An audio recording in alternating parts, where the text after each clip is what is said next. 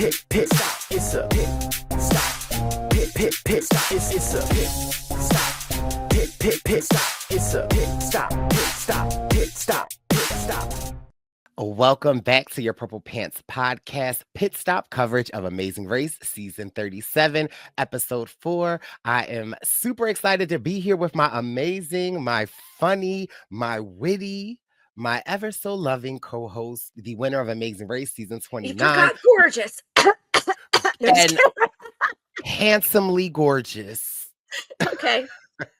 My amazing co-host, the winner of Amazing Race, season 29, not to be confused with 27 to 28, Miss Brooke Camhi. Welcome back to the podcast. Thank you, gorgeous. See, I just said gorgeous. How are you? I'm in a hotel room. I feel like you, who travels all the time, but I will never, ever. I will go from my honeymoon. I will go from basically my wedding day. I will podcast you anytime, any day, with you anytime, any day. So welcome to San Francisco. Yes. I got to watch the episode on the plane, which was cool on the way out here, taking my notes like in my little recorder and then writing stuff down. And the lady sitting next to me on the plane was looking at me like, what's wrong with this girl? So much. She doesn't even know. She barely scratched the surface. If you write it down, why do you record it, then write it down? So this is so well, because I don't want to miss anything. Like, that's how you get 14 pages front and back. As I'm watching the episode, will be like Jeff and Pop's 6th place after the whatever. Like, and then I need to have it so I can like see it, because it's just like a garbled bunch of like, I don't know, like Alyssa, totally amazing that she's not really pissed off that she has to do like a ton of work that Jonathan and Anna gave her. She's so badass. And then but it like like it doesn't say it properly, and it's just like Alyssa, because my voice recording is dumb. And so then I have to write down like, and on page 8, I'm like Alyssa, total badass at the Roadblock. You know, I got to be organized for you, because if I come in unorganized, I worry that I'll be replaced. Oh, you could never be younger, a more handsomely gorgeous model who of co-host who won like, I don't know, a later season. You'll get yourself a Caesar. Oh, I mean, well, listen, if a Caesar came a knocking, a Brooke, a Camhi. No, never. Okay, well, this has been fun. I'm so glad that I do this. Okay, cool.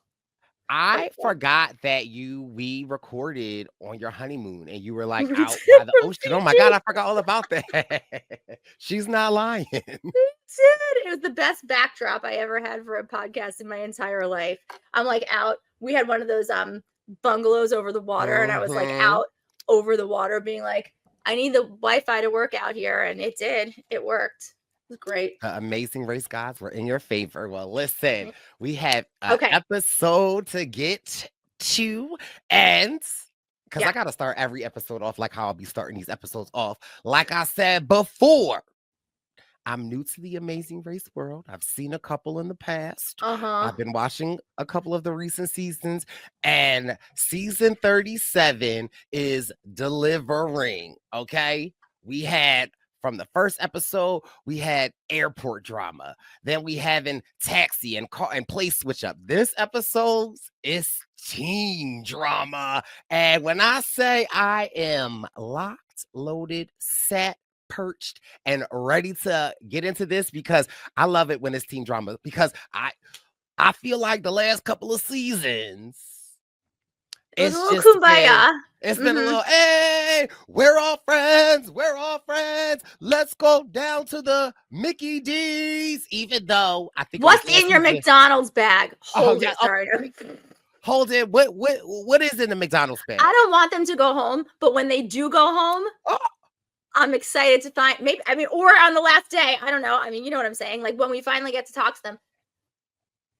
Like inquiring my mind, I just want to know. I just need to know. Like that's it. Okay, whatever. But I like it. Must have been good because he didn't eat it all because he brought the bag with him. Okay, he didn't have time to eat it all. He had limited space in his backpack. He's now using that as like his additional tote. Okay, yeah, it's smart. But yeah. But what were your overall thoughts of the episode before we get into it? I'm dying to know.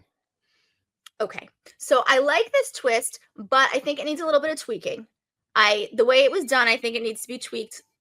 But yes, I was gonna say because I think it should be tweaked too. Yeah.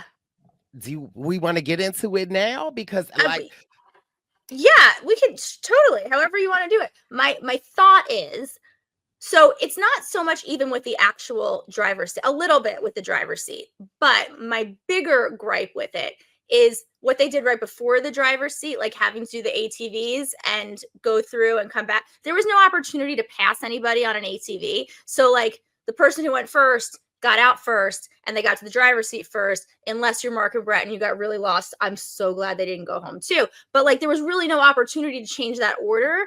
And so I just low-key, I love Jonathan and Anna, but I really, really would have loved if they didn't have that power, because I just consistently want to see Jonathan lose it. And I just find it so delicious. He's great. He's such great TV and he's so fun. And I can't wait to meet him because I think he's as awesome in person, because you've met him and you said he's great. I want them to have minor inconveniences because I find them so fun to watch Jonathan. Sorry. I mean, they're great. My little tweak would be, because there's 10 teams left, right? Mm-hmm. I would like it if they did it kind of like how they did it on the first episode, 5 and 5. So you only can control 4, and then the next person that gets it can only control 4, and you get to pick the teams that you like. So then all 9 teams will be on the wall, and boop, boop, boop, boop, boop. You can pick the team. Yeah. And if you're picked and say you're next up, then you can't be in the driver's seat. It will have to be a team that's open. Oh, see, I'm thinking maybe team 1 picks how much work team 2 does, or team 1 picks how much work another team does. That team picks how much work another team does. But it does. I don't know if that necessarily works if you don't know who's going to get there next. I don't know. I think there's a little bit to be done with this, but I do think it's a very interesting concept, which should be used again in some sort of fashion. I agree. I'm with you on that, because I did think it was fun. It definitely sparked the tension that I needed to see. And I mean, I think it's going to get even worse next week. Worse, better, more delicious next week. I think it's going to be something. Okay, so should we do it? Let's do it. All right, episode 4. You know, this is why I write all my notes, because now I can go episode 4. Because right now all I have is like Scott and Lori 145. Like I just fine. So we're going from Kyoto, Japan, 3,000 miles to Bali, Indonesia, routinely voted one of the best travel destinations in the world. I have not been to Bali, but neither have I. Dying. Like when we go to wherever we said we were going last time, I think it must have been Japan. Then we should also let's just follow this race. We should do what Ricky and Caesar are doing. Yes, I am down. They look like they're having so much fun. I want to go to Bali. Me too. Let's do it. I gotta stop. I want to go to Bali, like how the celebrities be going, because I guess Bali isn't one of those countries that expedites to the US. Sorry? So, you know, there are people that are wanted by the law. Oh, extradites. Oh, like extradite to expedite them. Okay. So it's a non-extradition country. So if you get arrested there, you're stuck there. Or I just know that if you have legal issues in the United States, they can't send the people to come get you. Right. That's what you want. Yeah. Do you have legal? Okay, we won't talk about it. But I'm just saying, you know. Okay. Because that's what Russell Simmons is. But you know, that's allegedly. No, that what he's doing. Okay. Okay, so we're going to Bali. Thankfully, neither of us are on the top FBI. Also. What? It was a rocket. The people in the comments agreed it was a rocket. I read the comments. I don't know what you're talking about. They don't want to. It was your 500th episode. Nobody wanted to disagree with you. They wanted you to feel good about yourself, and so do I. So you know what? It was a rocket. Thankfully, we don't have to deal with it again this week. No rockets. Okay, so we have Scott and Lori leaving at 1:45 a.m. Jack and Carson. I had so much fun watching them this actually, based on your prediction, right? You said there wasn't really necessary space for orders to change. No. From the time they got to the ATVs, but I mean, get to the ATVs first. Well, but you could get to the driver's seat. Okay, fair enough. That's fair. Jack and Carson 148, Jonathan and Anna 209, Erica and Melinda Dark Horse 235, Mark and Brett 236, Jeff and Pops 240. They had a great episode too. Alyssa and Josiah, also a great episode, 303. Mike and Nick, 436. Han and Holden, 456. And bringing up the rear, Bernie and Kerrigan at 538. I loved watching them this week too. Very sorry to see them go. Okay, so this is the episode. We're talking about it with The Amazing Race's first ever driver's seat. Let's see how this goes. I write, and we did. Okay, so I wrote down. You said. I said, let's see how this goes. Yeah. And then you wrote it down. Yes. Okay. You can judge me all you want. I was going to say, I guarantee you Sacer's not come with 14 pages of notes, but you know what? I bet he would. So please don't replace me. Okay. So I wrote down and probably also said, I don't know. Do we think that the express pass can skip the driver's seat task? Because I didn't know what the driver's seat exactly was going to be. I didn't know if it was going to be a roadblock. And so doesn't matter because the person who had the express pass also had the driver's seat. So maybe we'll find out another time in another life. Okay, so first things first, we have a travel agency, which I love travel agency drama, but we didn't really get that much drama. We got to all have what he's having. You do the work, I'll copy you, which is fine. But I was yelling at the Dungeon Brothers a little bit, or the Dungeon Boys, because I'm like, don't just get up in there and say, I'll have what they're having. Can anything get there faster? Like, I would say I'll have what they're having. I'll let them leave and be like, what else you got? But also, right. Agree. So, but okay. So here's what happens. The best I could figure it out from watching and talking and being on an airplane. So the top three teams, we have Scott and Lori, Jack and Carson, and Jonathan and Anna are at the travel agency. So they're all like, let's all stick together and stay in the front. And Jack is like, yes, let's all, help each other. And then Jonathan and Anna walk away and he's like low key, like, let's also like try and like get them out. So sneaky Jack. And I love that. I love a little sneaky. I was all for, paying bus drivers to leave the depot early and doing what I could to like not help the teams that like, whatever, it's a race. Like I take a little bit of like umbrage with some of the things that happen. A little thing with Scott and Lori that happens, and we'll talk about it later. It is a race. This is not The Amazing Best Friend. This is The Amazing Race. That would be Scott really and Lori know what they're doing though. I mean, they do. They do, but they might be putting it on a little too hard because the other teams is picking up the tea. But I think my favorite moment was like the last minute. Like, Okay. And who said it? My girl Alyssa. Okay, I said, ooh, Alyssa. Give her the trophy. Okay, so all the other every team gets on the same flight. With the exception of Bernie and Kerrigan. Now, and that pissed me off. Go ahead. Yep, same. Go ahead. Like, come on. I'm hold on. Here we go. Sorry. Oh no. Hold on. Wait. Hello. Welcome to my TED Talk. Amazing Race producers. Don't have one team be able to get on the last charter. At least put 3 of them. I felt like it was too many teams on the first plane. Don't just have one team out there. I don't appreciate that. Do better. Thank you. Fair enough. However, hold on. However, you don't need to make me big for this. This isn't really a TED Talk. I'm just sort of making a point. Bernie and Kerrigan got to the travel agency at 5-something. The flight that everybody else was on, it was at 7:55. I am guessing, and I'm very curious to ask them when in our exit interview. I'm curious. The lady at the travel agency is like, you're not going to make that flight. And they were like, okay, put us on the next flight.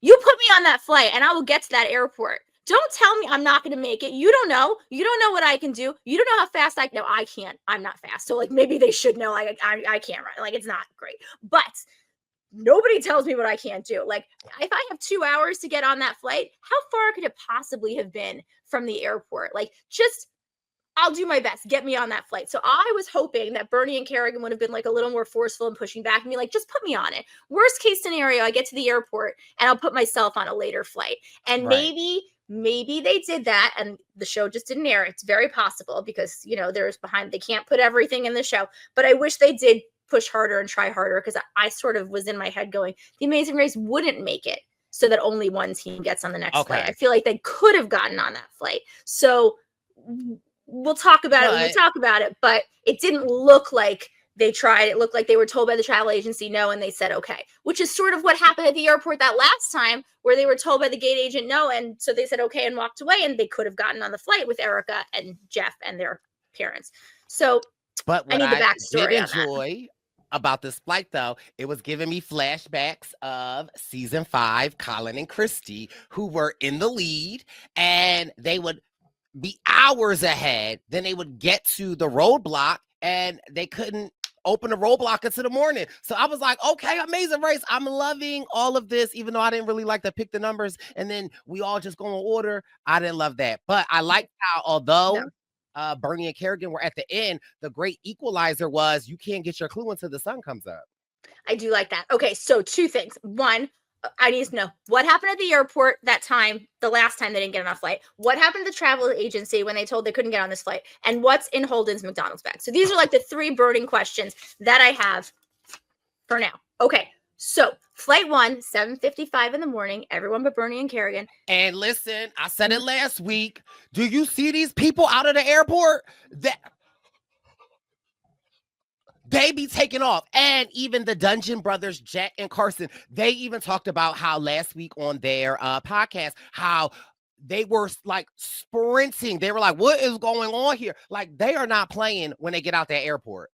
As long as your partner is fast enough and can stay within 20 feet of you, run as fast as you can. I mean, the camera people will keep up with you.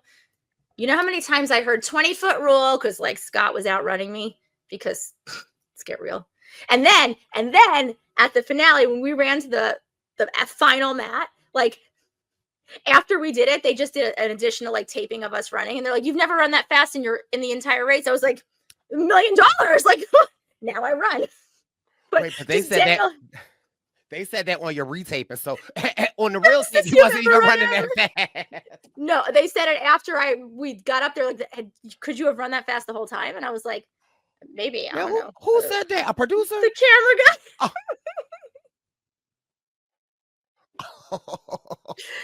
I mean, when it's actually there, like in your grasp, you book it. I was like, no one's coming up behind me. Fastest I ever run ever. Anyway, whatever. Okay. So they land at 4:40 p.m. All the teams are running to get the taxis in the heats, to which I'm thinking, how will Jonathan do? We know he has a heat issue. They didn't say it for no reason. I think it comes up next week. Also, apparently the heat makes him have to pee. I don't know. Maybe that's the thing. Dude had to pee. Okay. So on flight 2, you have Bernie and Kerrigan. And who else? No, that's it. Okay. So, and into my thing, I go, are they going to be able to catch up? And so, fine. And then I write, oh, wait, sort of, because the clue box says your clue will arrive with the rising sun, which is great. However, it's like a kind of equalizer because like you said, it's a pick a number and then there's no way to pass anybody on the ATV. So the number you start is the number you stop. I get it's probably a safety concern if they're going to have ATVs passing each other and somebody would have crashed because they're like, let's play chicken. Somebody will get out of my way. It looks dangerous. I also was a little disappointed in Amazing Race with the numbers because I wanted a team to be like, should we just get the next number? Like, I would have loved it if maybe they went 10, 9, 8, 7, 6, 5, 4, 3, 2, 1, or just spice it up a little bit. Like, I would have loved somebody stop and be like, should we get the next one or should we go lower? You know, sometimes you never know with the numbers, but obviously. So there was a season of The Amazing Race where I don't remember the season, but someone will tell me because the people who watch this podcast are phenomenal.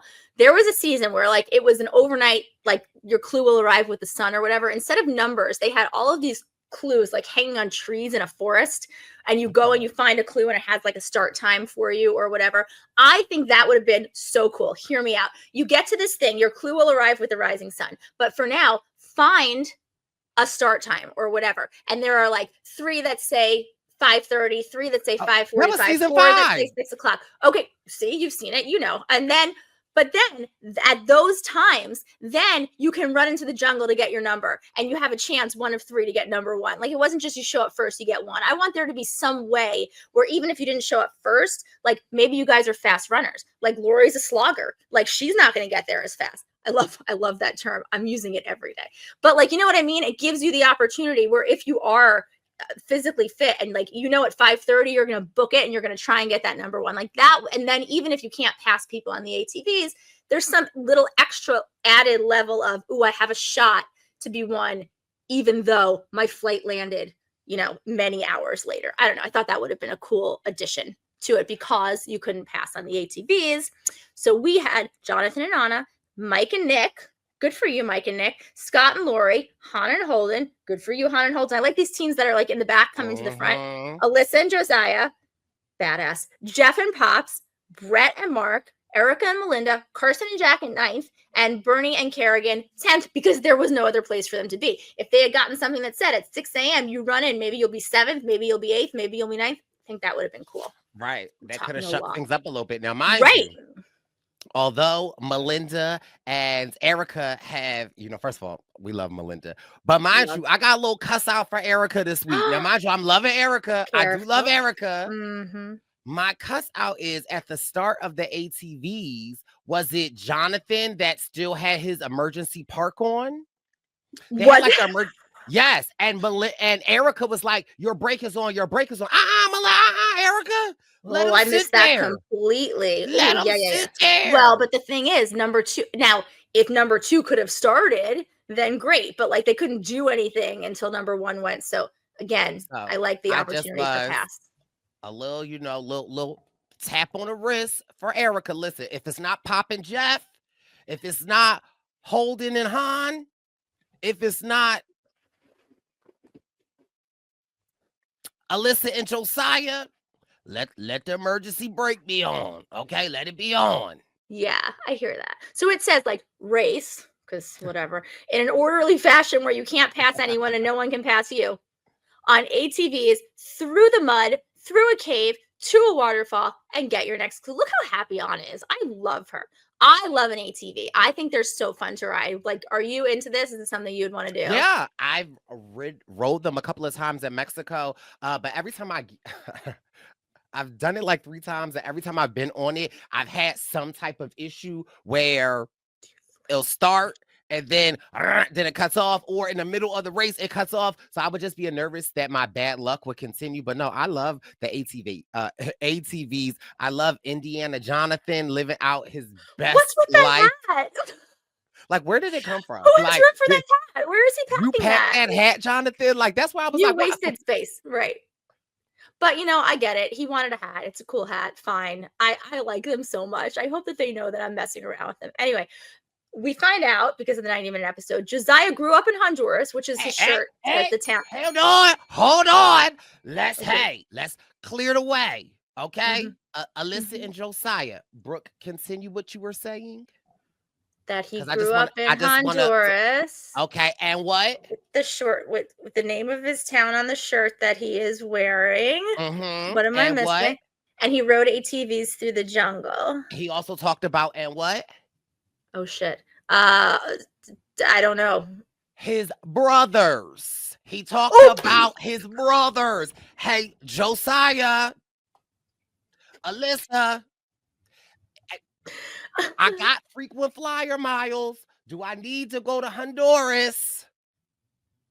We should add it to the tour. We'll go to Honduras after Bali. Yeah. When Josiah said his brothers, I paused it. I said, okay, so Josiah brothers. Did you immediately go online and check these brothers out? I didn't, because I figured I'd save it for the podcast. But listen, Alyssa, we one step closer to being sister-in-laws.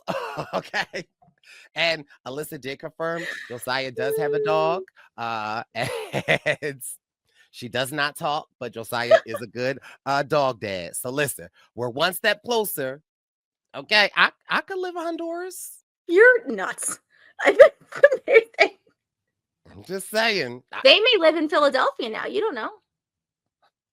They may visit for Thanksgiving. Alyssa and Josiah. I'm coming for Thanksgiving. Okay. I love that you didn't invite them to you for Thanksgiving. You're like, I'm crashing your Thanksgiving. Oh, no, I want to meet the family. I want to make sure that I get the family approval. Okay. Got it. Okay, cool. Okay, so are you done with the personal ad? Should we move on to the next thing? Never done. But I just wanted to make it clear that I said last episode, do you have a brother, an uncle, a dog? And he has a brother. Purple Pants Posse, we're one step closer. You better invite everybody who watches this podcast to the wedding. Okay, Pops and Jeff are adorable. They want to climb all the trees in the jungle. And I low-key want to watch it. I just think they're so slow cute. Down. Yeah, he is telling his son to slow down, to which I'm saying, what? Another thing, though, I did not to spin the block back on Josiah and Alyssa.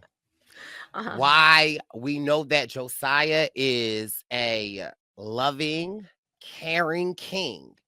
Did you notice when everybody was going to get their clues, the person on the back jumped off and got the clue? Not With Scott. Alyssa and Josiah. Oh, Scott jumped off too? Scott did not. Oh, Scott right. That's what I'm stayed saying. on. That's what I'm saying. Josiah said, I'm going to escort my queen through this waterfall to get this clue. So I just saying, just when we talk about how great Josiah is, it's just little things like that that I see that Alyssa could have just ran off and got it. No, Josiah put it in park, got off, and he ran with her. Chivalrous. Ugh, I love them. Everybody needs a Josiah. I think that's just facts. Okay. Also, that cave, how cool! Like the ride, it was very cool. And then I just wrote also Jonathan's hat. That was the entire. I wrote that's all, just the hat. Okay, so Erica is shocked her and her mom are getting along so well. Honestly, if I did this with my mom, we probably would have murdered each other. But like, I would have been like her, like, Mom, let's go, let's go. It depends on who your partner was. Like, I'm the person that someone was like, let's go. And if it all depends. But they're doing great. This was a good Melinda episode. I can't wait to talk more about her later. But she is me and I am her, whatever. Scott doesn't even get off the ATV because he doesn't want to get wet. Carson feels like he's riding a dragon or a broomstick or some other science fiction Harry Potter, Game of Thronesy sort of thing. But he's just riding like this. And I'm like, you're going to catch bugs in that mouth. You need to close your mouth. But they're just having so much fun. At one point, they're like doing the snake on their ATV. Like they're joyful. I very much enjoy watching them. I think their dynamic is, they're perfection. Yeah, they're just like, we need music, but okay. So wait, that was flight 1. That's gone. Okay. So Bernie and Kerrigan have landed. They are number 10. Bernie is not scared of the ATV speed because Bernie's not scared of anything because Bernie is the best at everything. And she'll tell you that. And I love it because again, you got to hype yourself. So I think she's great. I think the two of them, I love their like on the like side interviews where it's basically just a therapy session where they're just, crying and feeling. And it's just, I really think they are the team probably that has had the most like growth as a like couple, not a couple, but like as a unit. I feel like they've worked through the most. And I actually feel like they've come out the other side like bigger, better people. So I feel I like them a lot. I'm sad they're gone. Okay. Anyway, travel by taxi to the rice field. Driver's seat ahead is what happens next. So this is where my gripe was, with the exception of the one team, Mark and Brad, whose taxi driver took them to the wrong spot. There was no opportunity for changing the order, which is what we just talked about. The Amazing Race producers want to call us. We'll walk through the ways to make this challenge that much better for the next time because can't wait to see it again. Although, shout out to the task designers and producers. This season is rock solid. Loving it. I agree. Mm-hmm. Brett and Mark can't seem to catch a break though, right? No. Like it's like at this point, they're my dark horse, right? Because it's like it can only get up from here, right? Like not too much more bad things can happen to them because it's just like, but that was a question I did want to ask. I know I'm jumping ahead a little bit with Mark and Brett when they got in the car. I believe it's Mark that said that he typed in the right address and the driver then put something else in. Would you say to future Amazing Racers when you are in these taxi cars, like, and you enter something in, triple and double check it, like be leaning up in the car to make sure the destination says that's where it's at? Or do you feel like it's just a freak accident? I sort of think it was a freak accident, but at the same time, like, yeah, never hurts to like triple check. But you have to, I mean, at some point you just have to have faith that what you've typed in, it's not like he told the driver where to go and the driver typed it in. He typed it in. You have to have some sort of faith that what you type in and press start, like the driver's not going to change it. I feel like that's such a rarity that they just really. For me, though, this has happened to me so many times on Uber Eats and Uber. Like, I will type in an address and I'll see it and then I'll click next. But like on some of the apps, like you'll type it in and then it'll auto-populate and you're like, oh, that's the address I want to go to. But you actually need to like click it. Start. Yeah. Because if you don't like click that actual address, it will kind of do something freaky. And have had to knock on plenty of my neighbors' doors and say, "Hey, I'm not stealing. Do you have my pizza? This is Holden's McDonald's. I'm getting it for him. Okay, this is Holden's." Amazing. Shout out to Holden, by the way, who made friends with their taxi driver, calling him by name. Like, that's how they go faster. Okay, so at the Roadblock, it says, who thinks they can rise to the occasion? Love a pun, totally into it. Jonathan and Anna get to this first, and they decide who, because of the driver's seat, has to, like, shuck, I don't know what you want to call it, 15, 20, or 25 pounds of rice thingies to make basically 25 pounds of rice. Phil says, it's time to find out who is friends with whom. And I'm like, geez, it's like popularity contest 101. Fine. I said, note, I didn't want to see how Jonathan would act if he got screwed over, but I kind of really did want to see how Jonathan would act if he got screwed over, but that didn't happen. And I love them. I'm fine with everything they did here. Although who's not fine with it, Scott. And we'll talk I'm not about fine that. with it though. Although I know it was a heated decision when they picked the teams, and they realized that they didn't assign Bernie and Kerrigan, so they had to give them something. Right. And I am a little upset that after, I really do feel like more decisions should have went into this. I understand the adrenaline's running, and you're thinking like that express pass is burning a hole in their pants, right? But one of the worst uses of an express pass. Sorry, go ahead. Yeah. No, I'm with you. I know that when you get the express pass, do not use it the first time it becomes available. I just know that for watching. I just know the Survivor gods don't smile upon that, right? And so I just felt like at that moment, and they probably couldn't have done anything, but like I would have been like, can we switch to time cards? And if they would have said no, then I'm like, let's just stay here and do this, because they gave themselves 15 pounds. I mean, honestly, like I think they looked at this, thought it was harder, looked harder than it actually was, and was like, let's get out of here. But two things. One, you had to do 10 pounds less of rice than half of the other teams. Like, A, you already have an advantage.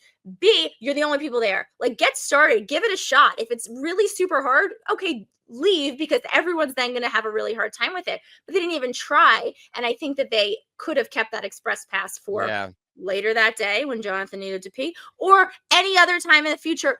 Our express pass expired after leg 5. I don't think this one said anything about expiring because they didn't actually get it until like leg 3. So anyway, my only thing with that is, right, like if you know that you're in the driver's seat, right, one, automatically our express pass, we can't use it because we're going to piss somebody off. And we know in this season, we are seeing old things come back. We're seeing new things come back. I would save it if in the event a U-turn happens. Like that's where I would be at in my mind, because like we're going to have to piss some people off. But I wasn't mad at them for giving themselves the least amount of work.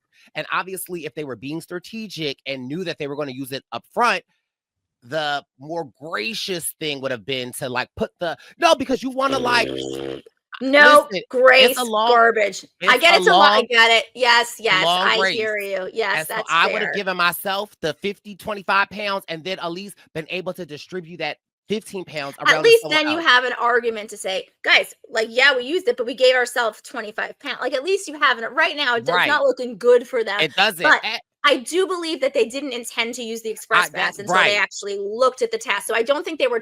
However, on the other hand, once they decided to use the express pass, you think since nobody else was there yet, they could have gone back and did a swappy swap of the amounts? Probably not, but I don't know. We can ask. But on the first, like, the only issue I have with it is I think they should have taken a minute more and realized, look, there is something to be said for if there's a team in the back, it's anyone but you to go home is fine. Give them the most. It's like better them than me. So I get that. I don't think they meant to do that to Brody and Kerrigan. I think they were just like, oh crap, we have one left here. We have to go. Like, we're running out of time. People are going to be here. I don't think that there was much strategic in them taking the 15 because they thought they were going to do it. However, it comes across, and especially when you have a player like Jonathan, who all the other teams see is super competitive, like they're going to think you did it on purpose. So that just sucks for them, because I feel like us as the audience, we got to see them in the cab, like being like, oh shoot, we probably shouldn't have done that. But what can you do? Also, I really think Anna could have done it and done it quickly, especially. So I just think it was just, okay. Just bigger, please. Okay. Oh, TED Talk time. Hold on. Wait, give me a second. Hi, my name is Brooke. I was on a show called The Amazing Race. I would like to say, if you're ever lucky enough to get yourself an express pass on The Amazing Race, take a minute. I see this happen a lot where people are like, I got it. Let's use it. I just have to say it first. There will probably, just like there's always a task for you, there will probably be something you can't do. I mean, some people aren't runners and you have to run a lot. Some people have never made a ladle and then you have to make a ladle for a piece of sheet metal and a rusty spoon. Some people can't dance and there is inevitably a dance challenge unless you're on my season, but I'm not bitter. Okay, the point I'm making is if you're lucky enough to have an advantage, an express pass or otherwise, don't just burn it at the first opportunity so that you can stay this far ahead. Let Jonathan and Anna be a warning to you. Thank you for listening. I love you all. Thank you for coming to my TED Talk. Okay. Okay, so with the rice, Jonathan and Anna and Eric and Melinda have to do 15 pounds. Thank God they gave Eric and Melinda 15 pounds because honestly, I don't think it would have looked good if they did any more. Mark and Brett, Jack and Carson, Han and Holden, 20 pounds. And then Mike and Nick, Scott and Lori, Alyssa and Josiah, Jeff and Pops, Bernie and Kerrigan, 25 pounds. This might have been my favorite judge of the season because when everybody got their rice, she is like, hug me. She's literally, I think it's Mark that's like, okay, thank you. Or somebody. No. And she's like, no, like, you do not leave until I get a hug. She was so cute. I thought the rice weigher was the best person because I was thinking like we haven't had a note in a while, but he was like, they're like, is it? I don't know what that means. Am I close? This is no. Does Josiah have a brother that's single? I don't know. But I also was cracking up and I know I'm jumping around, but shout out to my girl Melinda. She was like such a mom in this moment. Like when she got there, she's like, oh, was this the rice thing? They're like, no, that's my old rice. Well, where's the rice? That's my only gripe. This is my only gripe with the roadblock. Where do I have this? Where? Something about Melinda. And she's like, is this it? And who was it? Was it Alyssa that said, this is my discarded rice? Who was the one who said, this is my old? It was a female, so it would have had to be Alyssa. I think you're absolutely right. I'm finding it. But keep talking. But yeah, and I was cracking up when yes, Alyssa. It's Alyssa's garbage. And she's like, is this right? She's like, that's my garbage. And I'm like, girl, let her use your garbage for a little while. What are you doing? No, we're not going to do that to Melinda. So no, thank you, Alyssa. No, not Melinda. Not Melinda, okay? You know, Melinda got bad knees. She got her little things on her knees. She kicked ass. She did great. She killed it. And there's a little humor to letting her use your garbage and Alyssa going, oh, sorry, that's actually, I didn't see what you were doing. Give it 5 minutes just for a little bit of fun. That's not actually, Melinda. I already used that. And then when Melinda went up there and she was like, is it enough? And clearly it wasn't. And then she's like, how much more do I need? He's like, but no, shout out to my girl, Melinda, with strained knees and all. She had her little knee tape on it. Okay, I said, come on, Melinda. And also, come on, Jeff. Come on, Jeff. Come on. I wish Pops would stop saying, come on, Jeff. Come on, Jeff. Pops is so good. Okay, so. Come on, Jeff. Okay. Jeff was mad too. As he was shaking out. Come on, Jeff. Listen, let Pop cheer you on. I mean, yes. Okay, so the root information went first. Sorry. So the root information, I was waiting for you to do it again. Oh, no. So it's to go to the skillet. Come on, Jeff. Okay. So the root information is to go to this Pengli Purin village to find your next clue. Okay, so for the people who did do the roadblock, we have Lori who has to do 25 pounds. She is pissed. Like she is not afraid to say that she is pissed. But so she's like beating the shit out of the rice. And I think her pissed off actually helps her. Scott, leaning on his cheerleading background, is like the best cheerleader. He is having so much fun, like cheering her on, and she's doing great. This is my lady. Definitely. They're out of their second. Then you have Nick, God darn, one of the finalist brothers. Who has to do 25 pounds. He almost gets it right after Lori, but then he has to go back and make more, but he gets it soon after and they get out. And third, you have Han. Okay. this is also sort of TED Talky. So their mom came from a family of rice farmers. You get to see a little bit more about their background. She's being particular. I think she's being a little too particular. I think we're having a situation here where it doesn't need to be perfect. It just needs to be passable. Because if you looked, Lori's bag had some like twigs and had some like sheets in it. Those things weigh things, Han. Like, you're being great. Your rice was probably the best rice if you're going to cook it up and eat it. But it doesn't need to be that perfect. I think it took her a little longer than it should have, but whatever. Holden is also a phenomenal cheerleader, and they get out in 4th. Then you have Alyssa, the beast of the season. She is not discouraged by getting 25 pounds. She is a robot. Josiah calls her Wonder Woman, and Josiah says, "You're the toughest woman to ever run this race." No lies detected. If by this race you mean season 37's Route of the Amazing Race, agree. If by this race you mean any season of the Amazing Race, I might still agree. Probably meant any season, but you know what, Josiah? She is the second one. Would have to be Kim from. Why am I here? Like, why do I come here? You don't think Kim killed it? What's Kim's husband's name? Penn. I don't think their tasks were particularly physically hard, but I think he actually killed it. Did. Sidebar. No, she's great. They're great.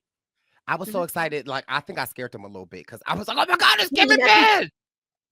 And they were like, "Yes, it's Kim and Penn." They're so lovely and nice. They come to New York sometimes, and I get to see them. I love them. I was so excited to see them. They're awesome.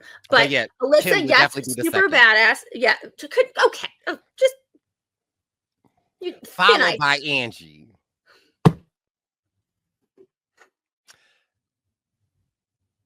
Then you're such a jack. What was the season of the husband that I didn't like? His name was like Hezekiah. And she had to climb the mountain. Sherry and Akbar. Sherry, followed by Sherry. Okay. Are you done? Then the other Kim, Chip. Why am I even here? Kim. You know what? All right, it's been fun. Like, are you kidding? Okay. Then they're not a woman. I'm out of here. That's it.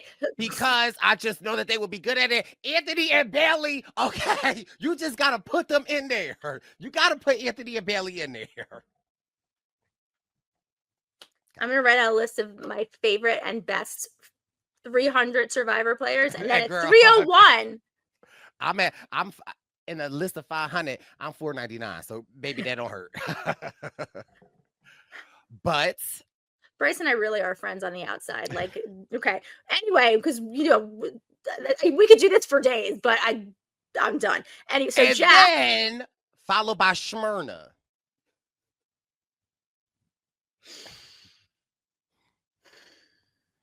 You've listed every woman from every season of Survivor that you've seen, except me. No, okay, that's not Survivor. That's Amazing Race. I mean, Amazing Race. Whatever. I'm miffed. Okay, are you done? I can be. And then Andrea and Milena. I can't be mad about that. Fine. Anyway, because I'm never gonna see my name on this list. Jack has to do Jeff. Oh my God. Oh my God. I don't know why that just like that. We've lost it. Jack has to do 20 pounds of the rice. He gets in his second try. They really got a little bit of a lucky break that they gave them 20 because they've been at the front and whatever. But I'm happy because it's Jack and I love them. So fine. But also, while the teams are doing a rice, Scott start stirring the pot. Stirring the pot. Stirring the pot. Can you believe Jonathan and Anna? Can you believe Jonathan and Anna? Can you believe Jonathan stirring the pot? Now, honestly, we should make a record. We should. With all the stupid little things that we do on here. But you're right. Scott's complaining about Jonathan and Anna that they burn the 15, that they use the express pass. And it's a game for $1 million, Scott. Like, I get you're not happy about it. I get it. If the optics are bad. Totally. Because you don't get to see them in the cab being like, we were gonna do but it's smart though, because listen, now mind you, is a little annoying, yes.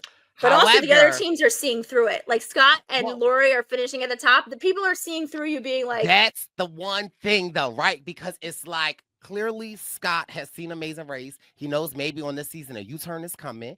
And he is like, let me put in their head that it's them. But you also can't put in their head that it's them and you so pissed. And then you leave you're second, leaving everybody behind you. Then but this makes your point, Brice. Like, don't be first all the time because you're putting a target on your back. So wait a minute. Sorry, I did not hear you. Wait a minute. That is a TED Talk worthy. Say that again, Brooke. And I hate to say that welcome to my TED Talk. I hate to agree with Brice right now because frankly, I'm a little pissed that he thinks that I am not good at this game. Don't look at me like I see your face. You don't want to be first every leg because it puts a target on your back. And in newer seasons, including this one next week, there is going to be a U-turn vote. And as many times as you maybe want to call your wife, she's 49, she's old, she's slogging, she doesn't run. You guys are kicking ass. Like, slow it down. Slow it down. Okay, anyway, thank you for coming to my TED Talk. Thank you. Okay, so Jeff has to do 25 pounds, obviously. He's got no problem with, oh my God. Okay, he loves to compete. He beats the crap out of the rice. He has no resentment, but, and I quote, I want revenge. And I love that. Jeff doesn't seem like the type of person who is vengeful, but I love it. And I feel like they might get their revenge next week. Melinda had to do 15 pounds. This is what I was waiting for. She's doing a roadblock. She almost uses Alyssa's garbage, and I kind of wanted her to. She nails it, though. She does so well. She kills it. Love Melinda. Okay, Scott's still complaining. Kerrigan has to do, Mark gets there. Mark only has to do 20 pounds, and Mark and Brett think they're being underestimated, and I say good. Underestimate them, because even though he loses a shoe and does half of the thing barefoot, he never stops. They jump 2 teams during this. Go ahead. Underestimate them. Underestimate me. There is no greater gift in this race than being underestimated because people will write you off and then you just slither in and you take their money. So I hope Mark and Brett do that because I do think they're being a bit underestimated. And I'm okay with Mark, it. Though, I would have threw my shoe in that bag. No, okay, I would have put my shoe in that bag and sent it to the man to see if it weighed. Cheating. Oh my God, amazing. Okay, well, then you get a penalty, and then you're screwed. Well, his shoe would have had rice in it because it was stuck in the rice field, so technically it's not cheating. If Lori can put some husks in there, Mark can put a shoe. Okay. Listen. Come on, Jeff. Now it's in my head. Okay. Jeff. Okay. Anyway, Kerrigan has to do 25 pounds. I think this is sort of bullshit. Bernie is a good cheerleader, though, because she's good at everything. And Kerrigan does start to get a little discouraged, but she snaps out of it. She ultimately does great. She does the 25 pounds. They're in last place. And now we're en route to the detour. Mark tries to get his cab to pass someone else. The driver won't do it. And I say, good for you. You got to ask. You don't get what you don't ask for. And even though they didn't pass, they're still doing great because they've jumped 2 teams. Now, we get to the detour. We have Penjar and Pajagon. I think I probably pronounced both of those wrong. I try. Brice, which one of these do you do? Do you decorate a long bamboo pole with leaves, flowers, and other stuff to show thanks for the things on earth and carry it to a stand for display? Or do you rely on your memory and purchase offerings from the village and build a Pajagon, one each, and balance it on your head, go to a temple to offer it to the gods? What do you do? I'm offering my fruit to the gods. Now, although the Files brothers and Hannah Holden got lost a little bit, like I felt like this challenge, if you got directly to the market and you can remember that the apples met the oranges had a baby, the baby then had grapes, the grapes said, oh, no, give me a flower. The flower said, bloom in 6 flowers, right? Like, because I was like, Holden, where the hell are you going with this story? Because that don't even make no type of sense. I have no words for this. He's like making up this batshit crazy story, mnemonic device thing. He's nuts. I love it. He's like beautiful minding it, and it works. There are 5 muffins, and the muffins are this, and they had 8 bunches of baby bananas, and what? So okay, so for the pageant, for that side, Mike and Nick and Han and Holden team up again together. Holden's nuts, but in the best way. They're looking for the market, and they end up like in people's living rooms. Like, this is ridiculous. Here's my problem with this side of the task. I don't know how they haven't been showing money a lot. And so I don't know how much money they give you, but you had to purchase stuff. So like, I'm big into conserving your money. So I don't want to do this side, but my memory is the thing that I have going for me. So I do want to do this side. So the thing is, this was memorize the ingredients, find the ingredients, buy the ingredients, put the thing together, and then walk it to a place. The other side was put the thing together and walk it to a place. So this one seemed a little bit harder. I think if the market had been right there, maybe, but like it just seemed like that one was harder. But I do give them a ton of credit because they did phenomenally. Where do I have? Okay, so Holden has great attention to detail. They get a no because their flowers are wrong, but he finds it immediately. They are behind Nick and Mike, who get a yes on the first try. Nick and Mike don't know where they're going to drop off the thing because they've left their clue in their backpack and now their hands are here. And so they can't get to the clue, but whatever, they figure it out. Unfortunately, one of their offerings break. Now, I do not think. I'm go what you got to say. I do not think that they should have had to put it back together because whose fault is it that the thing broke? If your person accepts. No. Nice. Okay. Because Mike could have helped Nick. Mike could have helped Nick bend down and hand them over. They just standing there. But no, yeah, I was confused because if Han and Holden weren't right there, I wonder if the lady would have gave him the clue because the lady, she was sitting. She's like, oh, I'm sorry. She was like, I don't know if I should accept this. I think that they shouldn't have had to put it back together, but Han and Holden and Nick and Mike do an amazing job. On the other side of the detour, you have Jonathan and Anna. It's hot. He has to pee. I'm like, just go pee. Like, if I were Anna, I would have been like, go pee. However, I do think that Anna should have to have stopped working while he went to go pee. Because when we were running through Athens, I had to pee. And I was told, my Scott said, go pee. And I was like, I will pee when I'm dead. I will pee when we finish. You hold that while you're running or during it. He wouldn't have been able to keep running while I went to go pee. Why was Anna allowed to keep working while he went to go pee? That's a good thing. And also pause. I think it's a pause button, but also they could have used their express path here and they would have actually ended up doing it. Right. Now, question, is this considered uncouth? Say we're partners and we just got here and we're working and I'm like, I really got to go pee. And you're like, no, we can't. Can I just pee? Can I just urinate on myself? Because that's what I was thinking. But maybe if you don't say anything, who can stop you? But also, then you're running around in your own pee for the rest of the day. For $1 million, I'll do what I have to do. Okay. Bryce, honestly, I would have been like, just pee on yourself. You want to pee? Just pee. Just pee. Maybe that's the survivor in me, But like I was thinking, like Jonathan, you have to go pee that bad. Just pee on yourself. You don't need to tell anybody. What the producers are not gonna be like, we know you just peed on yourself anyway. This has gone wrong. TED Talk. Okay, yeah. Sorry, because this has happened to me in college. If you are having a dream and you are urinating in your dream, wake up. Okay, that's it. Because chances are 9 times out of 10. You've peed yourself. Okay, sorry. And one more thing. Oh my God. And during this dream, while it's happening, and you are questioning in the dream, is this a dream? And yes, Alyssa, this did happen at Temple University, 1300, 4th floor. And you're like, it is so realistic. Wake yourself up. Thank you. Because explaining to your 3 roommates the next morning why you are doing laundry and the room has a subtle hint of piss.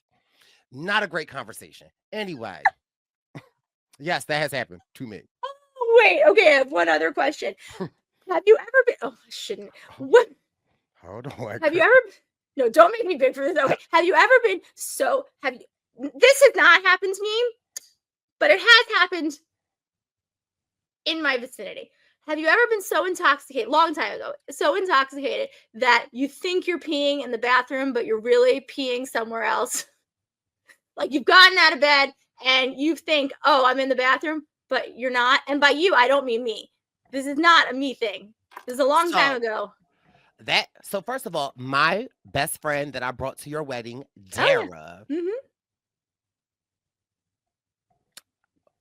We went out. You just outed Dara. Oh my God. I did. Sorry, girl. We went out, and mind you, Dara had just had a baby, so this is like one of her first outings out, and of course we went to Fat Tuesdays. She had 2 octanes, and she was whatever. She spent the night.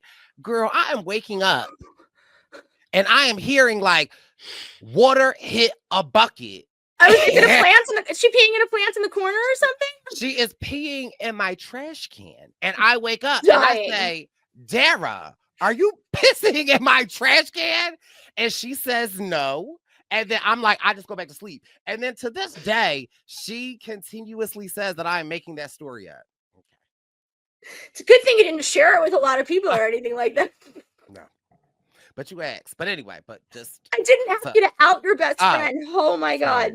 That's a story I had to tell. But yeah, if I was Jonathan, I would just pee on myself. If I had to go that bad and you use your express pass, your the bathroom is in your pants. If you use your express pass and you are here. Okay. Also, Scott and Lori, when they arrive and Mark and Jonathan and Anna are trying to like test their temperature, like, hey, hi. Scott's all, I'm treating Jonathan like a kid who's annoyed him, and so he's ignoring him. But they actually start to bicker here. You see a little crack in Scott and Lori, but they get it. She's being, all the other teams are like, ooh, mom and dad are they're fighting. They're having a moment. And then you have Carson and Jack who are talking about how Jonathan and Anna wasted the express pass.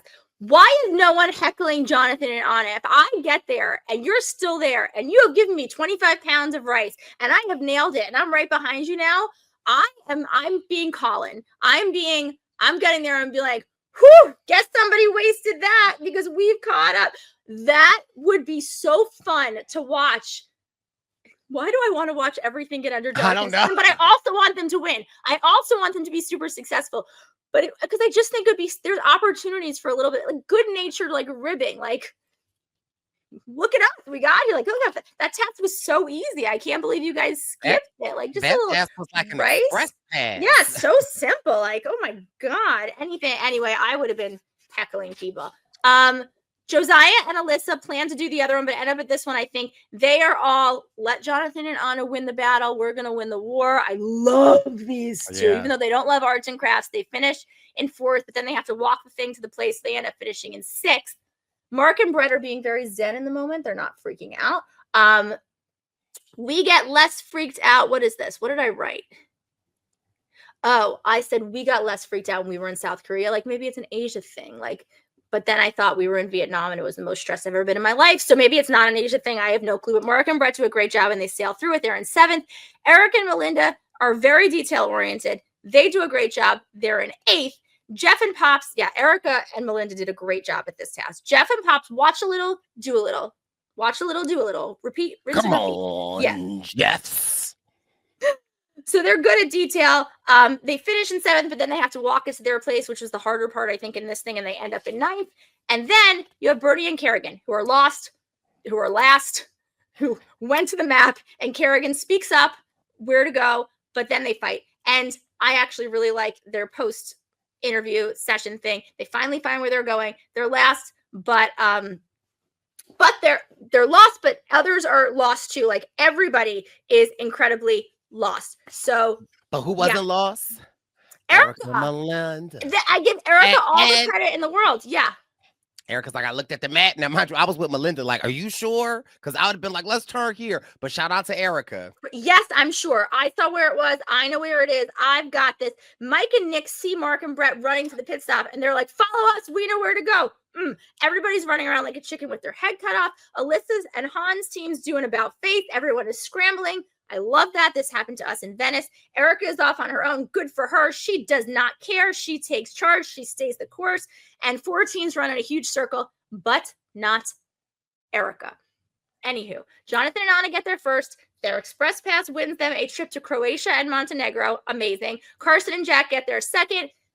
They talk about how Jonathan and Anna made all the wrong moves today. Scott and Lori are third. Erica and Melinda are fourth. Erica is very good at directions and not a follower, which helped them. Alyssa and Josiah are 5th. And they talk a little bit about targeting Scott and Lori in the next episode because they're like, we see through you. You're not as weak as you may say you are. And we see it. Han and Holden are 6th. Brett and Mark are 7th. Mike and Nick are 8th. Jeff and Pops are 9th. And they all get to the mat together. Okay, Bernie and Kerrigan gets the mat. There's a puppy there. I'm taking that puppy home with me, naming it Bali if I don't get it. And they're so sweet and lovely. They were so real, and I really like seeing like their realness. Next week, it looks like we have a live U-turn vote, and I think Scott and Lori might be in trouble. And Jonathan feels the heat. So we'll see what happens. I am excited. There are notes all over the hotel room floor. Worth it. And come on, Jeff. Come on, Jeff. And listen, if you got this far in the podcast, you can listen to our exit interview of Bernie and Kerrigan. It's definitely amazing. We love them. We'll be back next week covering Amazing Race Season 37, Episode 5. Bye. Bye. Ooh, it's the Purple Pants Podcast. You better listen in public, might make your stomach hurt. Ooh, it's the Purple Pants Podcast. You're trying to unwind, you better get that box wine. It's the Purple Pants Podcast. You're trying to get your snack, you better hurry right back though. It's the Purple Pants. It's the Purple Pants.